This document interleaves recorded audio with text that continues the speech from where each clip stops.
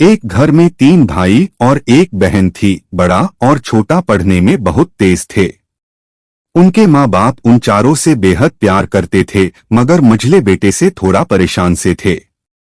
बड़ा बेटा पढ़ लिखकर डॉक्टर बन गया, छोटा भी पढ़ लिखकर इंजीनियर बन गया, मगर मझला बिल्कुल आवारा और गंवार बन के ही रह गया। सबकी शादी हो गई। बहन और मझले को छोड़ दोनों भाइयों ने लव मैरिज की थी। बहन की शादी भी अच्छे घराने में हुई थी। आखिर भाई सब डॉक्टर इंजीनियर जो थे।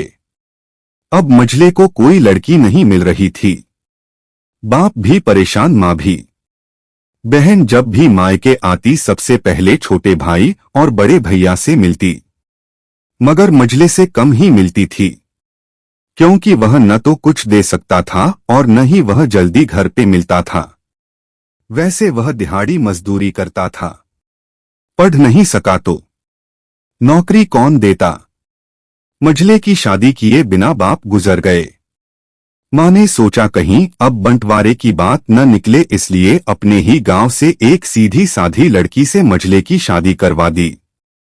शादी होते ही न जाने क्या हुआ कि मझला बड़े लगन से काम करने लगा।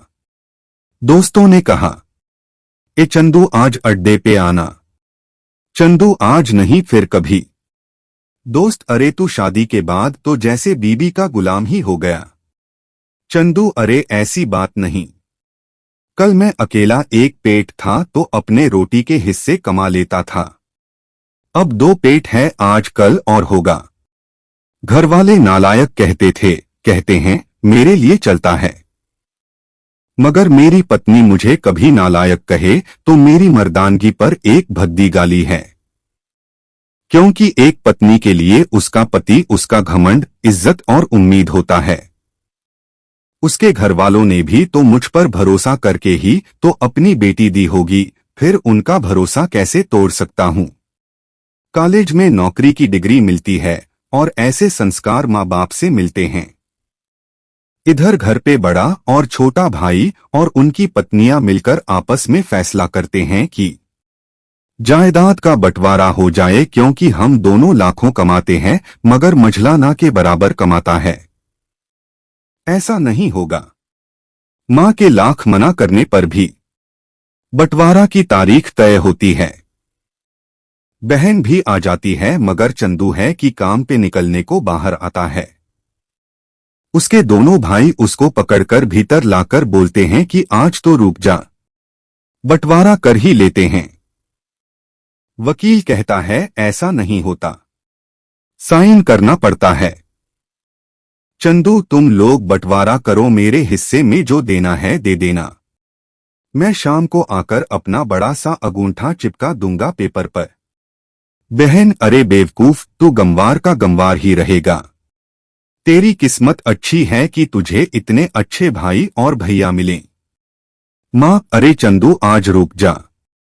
बंटवारे में कुल 10 बीघा जमीन में दोनों भाई 5 से 5 रख लेते हैं और चंदू को पुश्तैनी घर छोड़ देते हैं।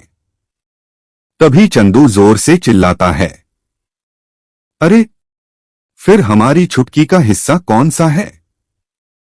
दोनों भाई हंसकर बोलते हैं, अरे मूर्ख, बंटवारा भाइयों में होता है और बहनों के हिस्से में सिर्फ उसका मायका ही है।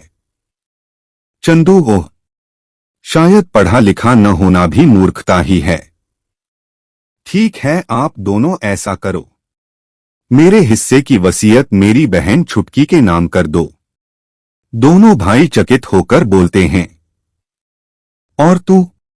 चंदू मां की ओर देख के मुस्कुरा के बोलता है, मेरे हिस्से में मां है।